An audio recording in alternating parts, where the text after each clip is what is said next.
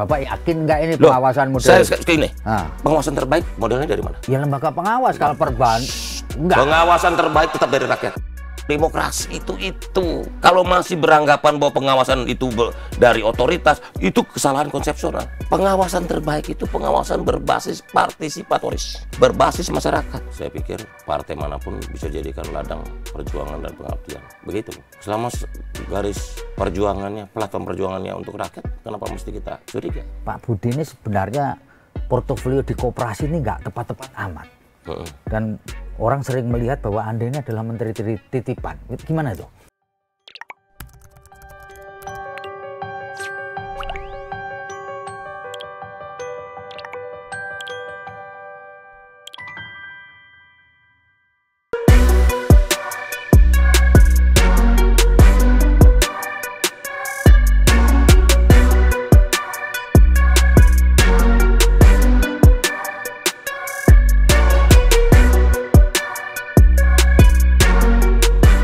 Assalamualaikum warahmatullahi wabarakatuh. Salam damai sejahtera buat kita semua. Bertemu kembali dengan saya Feby Mahendra Putra, Direktur Pemberitaan Tribun Network. Tribuners, Koperasi Desa dan Koperasi Kelurahan Merah Putih telah diluncurkan oleh Presiden Prabowo pada 21 Juli 2025 yang lalu. Peluncuran dilakukan di sebuah desa namanya Desa Bentangan, Kabupaten Klaten, Jawa Tengah.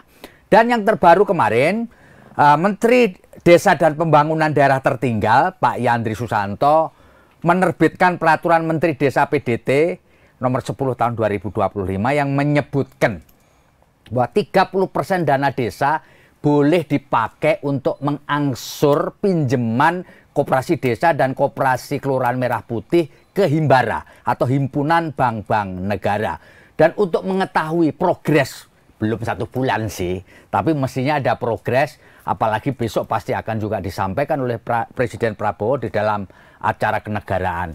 Maka telah hadir bersama dengan saya Menteri Koperasi Republik Indonesia, Pak Budi Ari Setiadi. Pak, apa kabar Pak? Baik, selamat sore semuanya. Selamat Salam sore. Sehat. Pak Budi, boleh nggak saya tanya apakah peraturan menteri ya yang dikeluarkan oleh Pak Yandri ini dikoordinasikan dengan Kementerian Koperasi Pak terkait dengan penggunaan dana desa Pak? Peraturnya didiskusikan, diharmonisasikan di tingkat Satgas, begitu. Jadi artinya Kementerian Koperasi tahu semuanya mengetahui proses Pak, dan cara berpikirnya, cara intinya kan semuanya untuk supaya koperasi desa atau program koperasi desa Merah Putih bisa berjalan dengan baik. Oke, Pak, bisa nggak dielaborasi apa sih pertimbangannya meskipun ini bukan peraturan yang dikeluarkan Kementerian Bapak? Untuk menggunakan dana desa boleh ya, artinya boleh itu bisa ya bisa tidak ya, tergantung pada koperasinya untuk menggunakan 30% dana desa dan imbal hasil 20% dari keuntungan bersih koperasi akan diserahkan pada desa. Ini apa ini pertimbangannya Pak? Tahu nggak Pak? Begini, itu kan stimulus juga. Kalau yang soal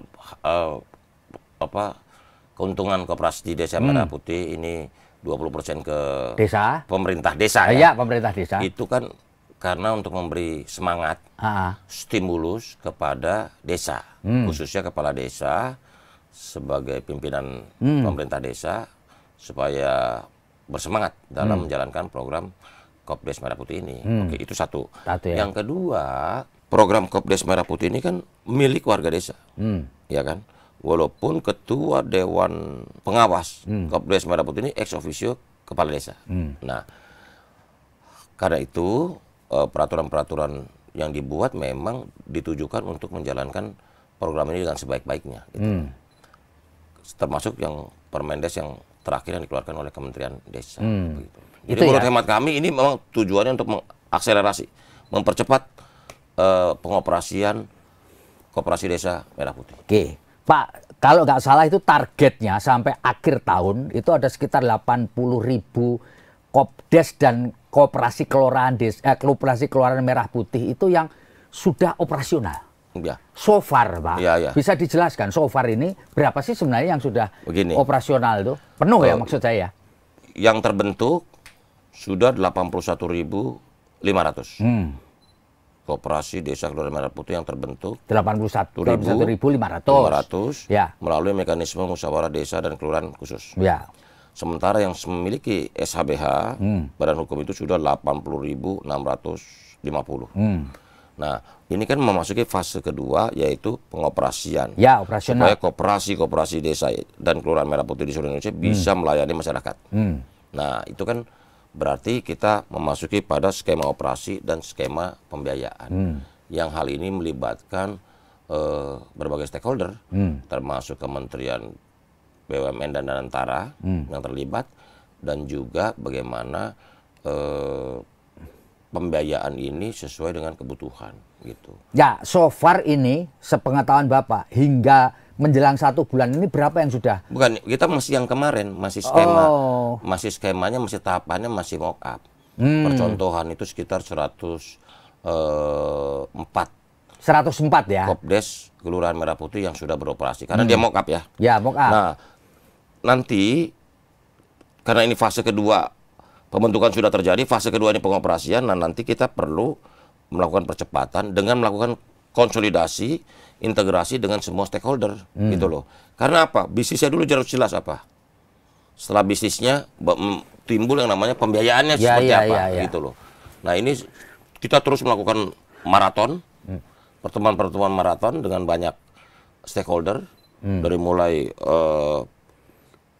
kimia, misalnya untuk klinik obat dan apotek desa, itu dengan Kimia Farma, dengan Indofarma, dengan semua BUMN farmasi, untuk termasuk dengan Kementerian Kesehatan dan sebagainya, untuk mensolidkan pengoperasian klinik dan apotek desa misalnya. Nah, yang utama sebenarnya adalah digitalisasinya. Karena digitalisasi di Kementerian Koperasi ini sedang kita perkuat, sehingga interoperabilitas data dengan kementerian-kementerian, lembaga lain atau pihak lain atau stakeholder yang terhubung dalam ekosistem koperasi desa Kelurahan Merah Putih bisa berjalan dengan baik gitu. Ini tahap konsolidasi nih. Ya, jadi sekarang ini tahap konsolidasi ya. Ya, termasuk nanti untuk menuju tahapan operasional ya. Iya, operasional. Dan saya selalu sampaikan begini. Ini kadang-kadang langkah pertama ini yang 1000 pertama ini agak berat nih. Nah itu. Saya jelasin saja. Waktu seperti pembentukan. Untuk pembentukan 1000 pertama berat, tapi setelah itu 10.000, 10.000 langsung 40.000, 80.000 cepat kuantum. Nah, pengoperasian juga begitu. Saya lihatnya, ini sama nih. 1000 pertama nih perlu effort. Tapi dari 1000 ke 20.000 ke sampai ke 80 lebih cepat. Tapi sebenarnya barriernya apa sih Pak Budi? Nah, ini kan soal nggak ada barrier. Oh, nggak ada ya? Nggak ada. Ini soal bagaimana menyatukan sistem yang terintegrasi dan tingkat interoperabilitas yang memadai, yang bisa membuat program ini bisa berjalan dengan baik. Ya, untuk banyak pertanyaan. Untuk sementara ini sebenarnya modal dari koperasi itu heavy-nya kemana? Apakah modalnya kan perlu modal nih, ya kan? Apakah memang untuk tahapan sekarang ini modalnya totalnya didukung Himbara atau gimana tuh? Begini loh, modal koperasi itu kan pertama adalah iuran anggota. Itu ya, idealnya kan begitu. Jadi begini cara berpikirnya. Langkah pertama ini pendataannya. 80.000 lebih atau 81.600 atau 500 kopdes kali ini didata. Ya. Dilengkapi data-datanya. Ya. Jadi pendataan itu data pengurusnya, potensi desanya dan sebagainya. Ya. Setelah dia didata, baru bicara soal skema operasi. Skema operasi itu apa ya? Dia mau bisnis apa aja? Penyalur LPG, penyalur pupuk, penyalur cold storage. Bukan. Bulog, ID Food, pupuk Indonesia untuk penyalur pupuk dan sebagainya. Nah, itu operasinya ya. Setelah itu baru dari situ timbul konsekuensi yang ketiga. Berapa pembiayaan yang diperlukan untuk mengoperasikan atau menjalankan bisnis ini. Misalnya untuk pupuk sekian, 100 atau 200 juta, ini 50 juta, ini. Nah, itu baru pembiayaannya kita bicara ke pembiayaan. Begitu loh. Nah, oke. Setelah tahapan itu, heavy-nya pembiayaan diarahkan kepada siapa? Begini, dalam pembiayaan itu ada yang namanya OPEX dan CAPEX. Disampaikan juga bahwa nanti skema pembiayaan ini berbasis pada keperluan. Nanti dulu nih, supaya teman-teman ini paham gitu loh. Ini kan soal logika bisnis, logika usaha. Jadi diharapkan menggunakan aset-aset yang tidak terpakai, sehingga biayanya tidak terlalu besar. Karena itu membebani kepada pengembalian dan dari pinjaman itu. Begitu loh. Misalnya begini, nanti perbankan itu tidak memberikan uang ke koperasi desa. Loh, Enggak memberikan uang. Terus? Jadi misalnya koperasi desa ini perlu pupuk 100 ton kali 23 juta. Ya misalnya 23 juta atau 25 juta. Si bank ini ngasih ke PT Pupuk Indonesia. Kirimkan ke sono. Barangnya. Nanti si koperasinya bayar sesuai dengan marginnya dapat. Ya. Oke. LPG juga begitu. 4.000 kali 15.000 misalnya. Langsung dibayar ke pemasoknya. Banknya meminjamkannya, memberikan uangnya ke Pertamina. Pertamina ngasih barang. Kirim barangnya. Nah, jadi bisa dibayangkan kan? Sehingga ini mengurangi atau memitigasi resiko-resiko yang timbul. Begitu. Jadi bukan uangnya, tapi barangnya. Nanti tercatat jadi marginnya. Semua ini kita berharap dengan digitalisasi. Nah, kalau untuk operasional, duitnya dari mana itu? Kan perlu pegawai, perlu bayar listrik, perlu bayar air. Skema-skema bisnis itu memang setiap desa berbeda-beda. Itu ada yang namanya OPEX, ada yang namanya CAPEX. Nah, nanti sedang dibuat oleh tim, termasuk perbankan, untuk bagaimana koperasi desa itu membuat proposal bisnis. Jadi isunya sekarang ini proposal bisnis. Jadi kenapa belum berjalan beroperasi? Ya proposal bisnisnya apa? Kan nggak bisa ngomong, saya pinjam duit sekian, ya untuk apa? Kan semuanya harus dipertanggungjawabkan. Karena sifatnya ini pinjaman. Kita ini ingin merubah mindset masyarakat untuk menjadi pelaku usaha. Bukan karitatif, bukan bagi-bagi. Bukan kayak lembaga sosial, kasih duit, bayar, gitu, kan? Gitu. Pak Budi, dari 8 usaha, itu sebenarnya yang mau heavy, yang mau didorong itu yang mana? Nggak ada yang heavy. Jangan bahasanya ini mana yang heavy. Ini 8 jenis usaha yang disampaikan mandatori itu ada di setiap koperasi desa itu adalah yang memang dibutuhkan oleh masyarakat. Nah, kalau yang banyak dibutuhkan simpan pinjam gimana? Enggak gini. Saya mau jelasin juga soal simpan pinjam. Itu gimana tuh? Karena menurut pemikirannya pemikiran Pak Margono Joyarikusumo, koperasi itu satu, koperasi produksi, koperasi konsumsi, pinjam-pinjam. Kan? Industri. Bukan, supaya jangan salah. Ini kesalahan berpikir. Saya terus terang, kalau orang ngomong simpan pinjam dengan ini saya salah memaknainya. Gitu. Yang satu lagi apa? Koperasi perkreditan. Kredit, bukan simpan pinjam. Jangan disalahin. Makanya banyak orang salah. Makanya saya dari Volvo ini ingin menyampaikan kepada seluruh masyarakat, pendengar Tribun Network, jangan salah dengan mindset simpan pinjam. Karena yang diperlukan koperasi adalah perkreditan, bukan simpan pinjam. Bahasanya adalah pengkreditan. Kredit. Kredit ekonomi. Karena apa? Yang diperlukan oleh warga desa, masyarakat desa adalah akses modal. Tapi dalam skema 8 itu kan istilahnya kan ada simpan pinjam. Nah, itu. Iya kan? Kenapa nggak kredit saja? Bukan, itu nanti pelan-pelan kita yakinkan bahwa maknanya bukan sekedar simpan pinjam, tetapi perkreditan. Itu loh. Supaya konotasi simpan pinjam ini kan jelek nih. Pinjam bunga rendah, mau meminjamkan dengan bunga tinggi. Ya kan? Nah, makanya kita pakai usaha, pakai kredit. Perkreditan rakyat, bukan simpan pinjam. Begitu. Pak, kalau boleh dijelaskan, ini banyak orang nyinyir lah bahwa ini akan sulit di pengawasan. Karena kan jumlahnya masif nih, ribuan, ya kan? Belum tentu juga para pengurus koperasi ini proper gitu. Terkait dengan kemampuan, karena ini kan heavy-nya kan heavy usaha nih. Ini program Kopdes Merah Putih adalah program berdampak sosial dengan kelayakan usaha. Betul. Jadi ada kelayakan usaha di situ. Gitu loh. Jadi bukan sekedar charity, bagi-bagi. Ini adalah programnya berdampak sosial.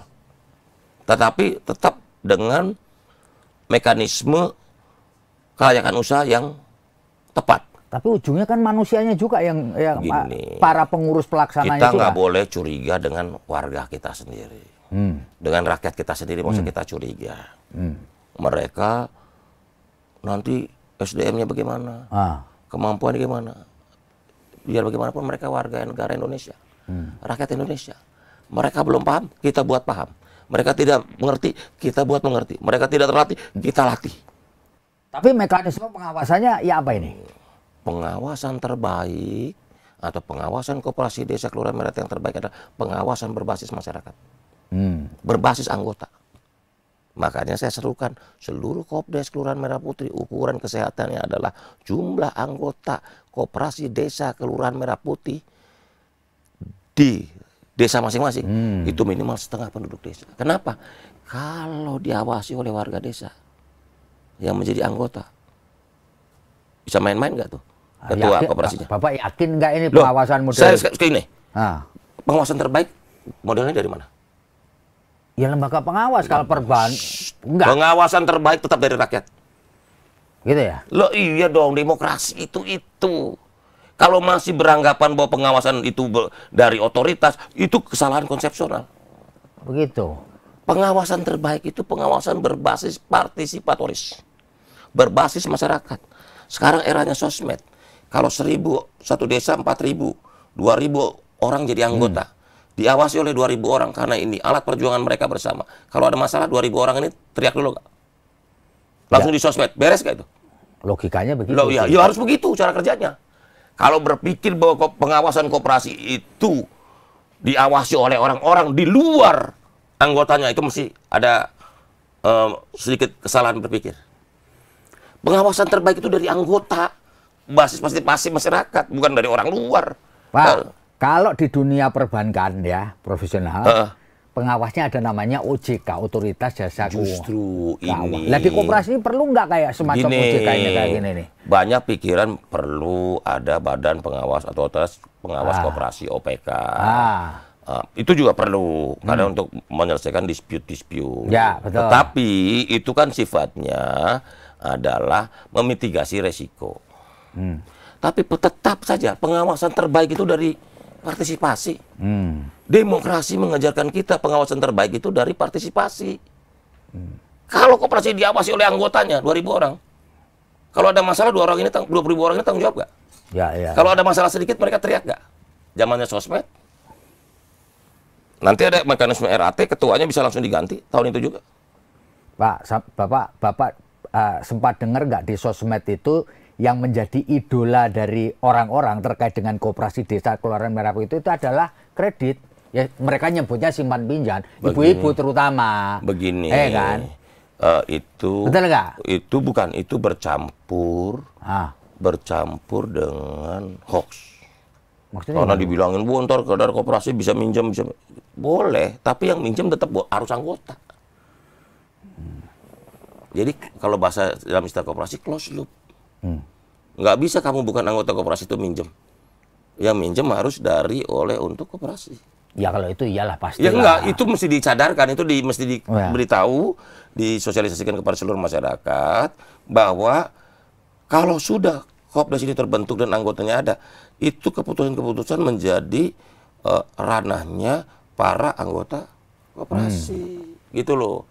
Nah, simpan pinjam itu harus dalam rangka closed loop, begitu loh. Nah sekarang Pak, pertanyaannya adalah apakah Bank Himbara ya itu boleh menolak skema yang diajukan oleh koperasi ketika dianggap nggak layak? Boleh nggak? Boleh dan harus. Harus. Karena verifikasinya tetap dari Bank Himbara. Ya. Ini bukan kredit macam-macam. Misalnya udah dihitung kebutuhannya gini-gini, ternyata cuma butuh 1 miliar, terus dia ngajuin 2 miliar, nggak boleh. Lah kalau semua ditolak loh enggak, kita mau mengajarkan masyarakat. Bukan, ini kita mau coba cara yang benar. Caranya benar. Bukan soal semuanya disetujui, nggak bisa. Kalau resikonya macet, bagaimana? Kan kita berhadapan dengan harapan rakyat bahwa koperasi ini nggak boleh gagal. Begitu loh, jadi memang agak ketat. Karena ini disiplin bisnis. Mengajarkan masyarakat dalam berdisiplin bisnis ini memang perlu effort. Cuma jangan membuat segala kendala, segala tantangan ini membuat kita lemah, gitu. Optimis tetap, tapi waspada dalam pengertian bahwa kita jaga sama-sama. Isu keberlanjutan kan ini kan penting, Kopdes ini. Jangan sampai 1 tahun kredit macet karena pinjamannya tidak sesuai dengan kebutuhannya, begitu. Ya. Nah, Pak, kalau di perbankan umum itu ada LPS, Lembaga Penjamin Simpanan. Kan tadi kan anggota koperasi kan boleh juga kan nyimpen di situ. Boleh kan? Tapi dia harus dilindungi kalau terjadi fraud atau diliquid, maka dia harus dilindungi. Perlu nggak sih kayak semacam lembaga penjamin simpanan gitu ya? Dalam benak dan pikiran teman-teman di Kementerian Koperasi memang ada dua isu, satu OPK, Otoritas Pengawas Koperasi, khususnya sektor keuangan, dan juga lembaga penjamin koperasi ini, LPK ya. LPK. Ya itu sedang dalam pemikiran kami untuk diperdalam supaya meminimalisir mitigasi yang dimungkinkan terjadi. Itu wujudnya mestinya dalam bentuk apa? Undang-undang? Undang-undang sistem perkoperasian nasional, gitu loh. Ya. Tidak, di mana ada keperluan untuk koperasi yang bergerak dalam perkreditan ini supaya bisa dimitigasi manakala terjadi problematika begitu. Oke. Pak, kalau dilihat dari perkembangan so far tuh, ada nggak sih koperasi desa atau koperasi kelurahan Merah Putih yang bisa jadi role model? Sudah ada nggak? Bukan, koperasi desa itu koperasi yang bagus banyak. Yang maksudnya koperasi tapi bukan basisnya desa. Bukan, yang ini, yang desa dan kelurahan. Banyak dong. Yang bisa jadi role model. Itu di Taman Martani di Jogja bagus, Bentangan bagus. Koperasi Tegal Arum di Bali, Denpasar bagus. Tapi dia semula koperasi biasa ini semula atau? Ya desa, berbasis desa. Berbasis desa. Ini yang Kopdes kan, contoh Kopdes ada Rando Kopdes. Gading di Malang bagus. Saya sebut beberapa. Ya. Nanti kita mau sosialisasi yang sudah bagus-bagus nih, supaya muncul semua. Loh ya kan harus ini loh kayak gini loh, role model yang manajemennya begini, bidang usahanya begini. Ada Tegal Arum di tadi sebutin tadi, koperasi tadi. Ada. Ya. Nanti datanya kita kasih yang sudah bisa jadi role model. Begitu, Pak, supaya kita bisa nongolin. Ada. Nanti saya kasih semuanya. Data-data mengenai koperasi-koperasi yang bagus-bagus yang sudah bisa berjalan, bahkan koperasi Rando Gading di Malang itu sebulan omsetnya bisa 2 miliar lebih. Sebulan omsetnya. Tapi dia memang berbasis desa ya. Koperasi desa. Ya. Udah namanya Koperasi Desa Rando Gading. Ya. Kabupaten Malang. Kan saya bilang begitu, Tegal Arum di Bali. Ya. Gitu loh. Pak, kalau boleh kita tahu supaya orang juga tahu, apa sih bagaimana mekanisme untuk melakukan sebuah kan ini kan rembuk desa kan gitu ya, musyawarah desa, lalu untuk menentukan siapa jadi ketua, siapa jadi pengurus itu.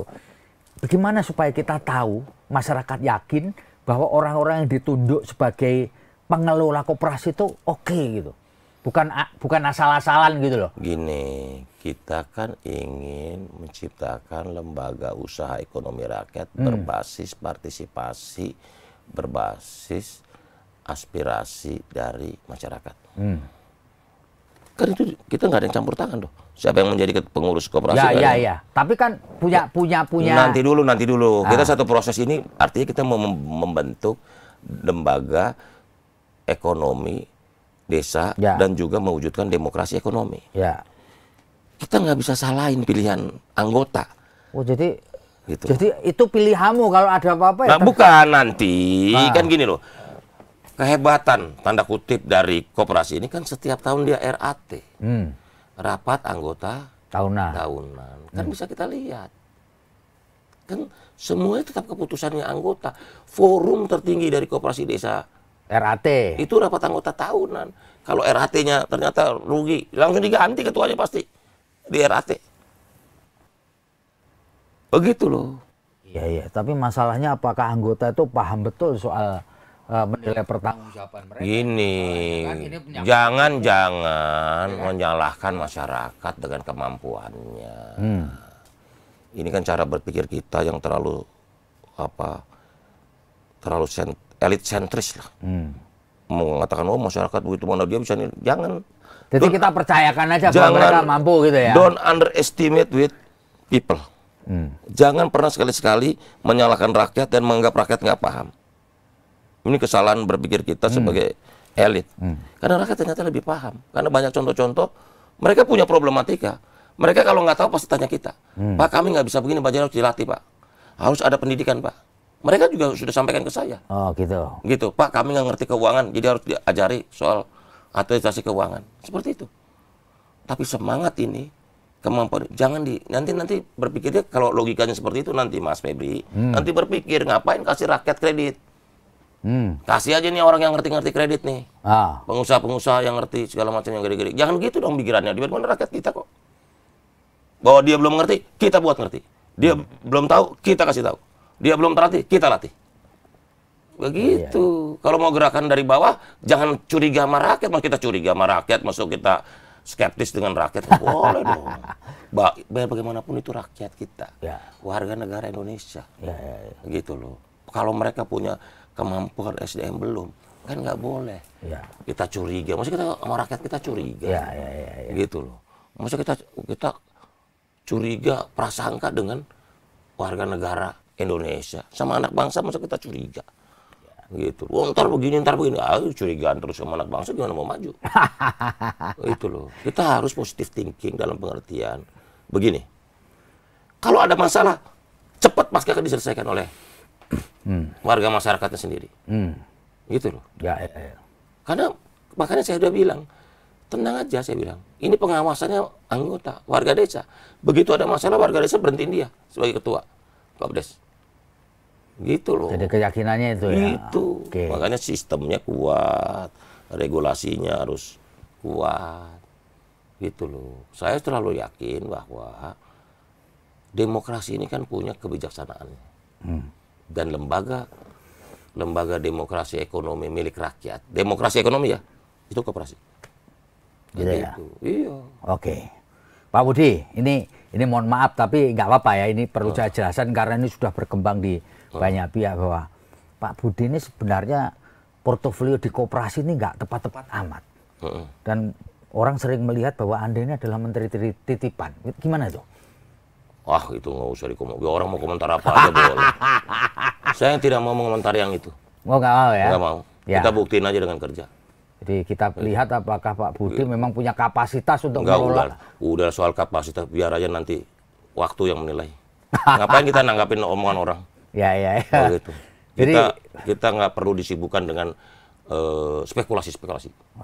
Kita buat bekerja sepenuh hati untuk we walk the talk. Iya. Gitu. Baik Pak Budi. Pak, ini terlepas dari portofolio Anda sebagai Menteri Koperasi ya.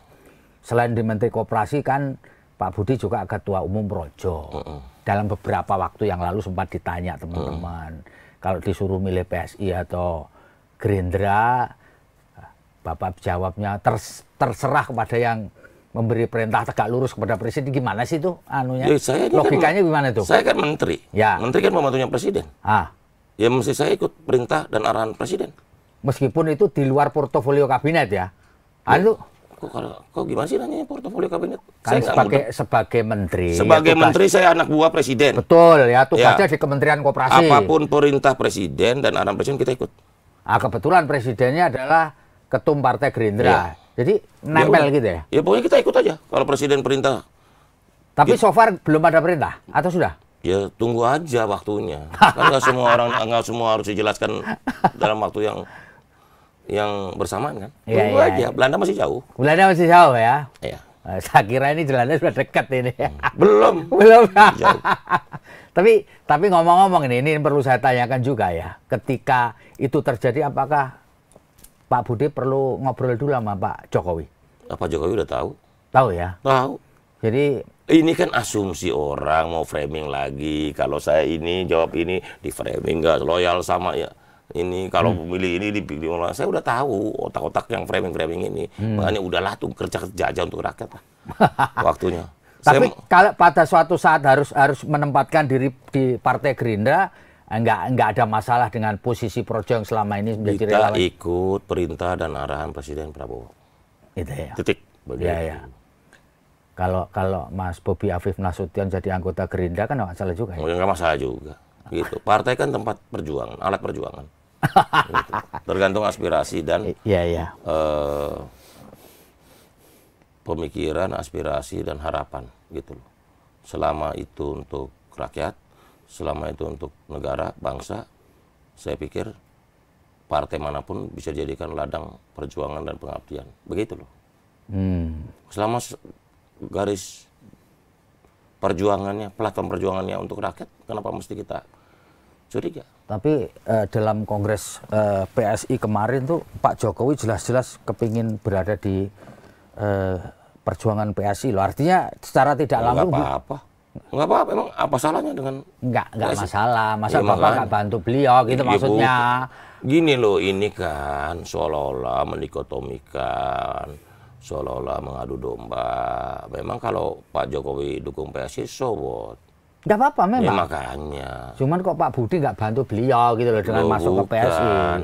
Lah, itu kan pengandaian-pengandaian dari pikiran-pikiran yang menurut hemat kami, ini terlalu sempit melihat sesuatu gitu. Yang penting kan agenda besar, agenda nasionalnya. Yang pasti bahwa politik ini harus dikelola dengan semangat pengabdian untuk negara, bangsa, dan rakyat. Gitu aja. Tak pikir tadi Pak Budi mau menjawab PSI Gerindra ini adalah dalam satu rumah beda kamar gitu. Enggak ya? Ya kan semuanya dalam koalisi Indonesia Maju. Gimana sih? Jangan diadu-aduin lah koalisi Indonesia Maju. Ini yang ngadu-ngaduin koalisi Indonesia Maju pasti di luar koalisi Indonesia Maju. Begitu.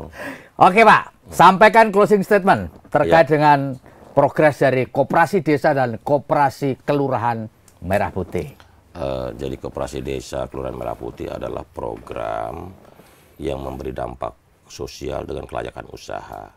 Program Koperasi Desa Kelurahan Merah Putih adalah alat dan instrumen untuk mewujudkan Indonesia Emas 2045 dengan fondasi keadilan sosial. Karena kita sebagai negara, sebagai bangsa ingin Indonesia maju dengan basis dan fondasi keadilan sosial yang diwujudkan dengan pemerataan dan juga kesempatan yang diberikan kepada seluruh warga dan rakyat Indonesia tanpa terkecuali. Indonesia maju, Indonesia yang berkeadilan sosial.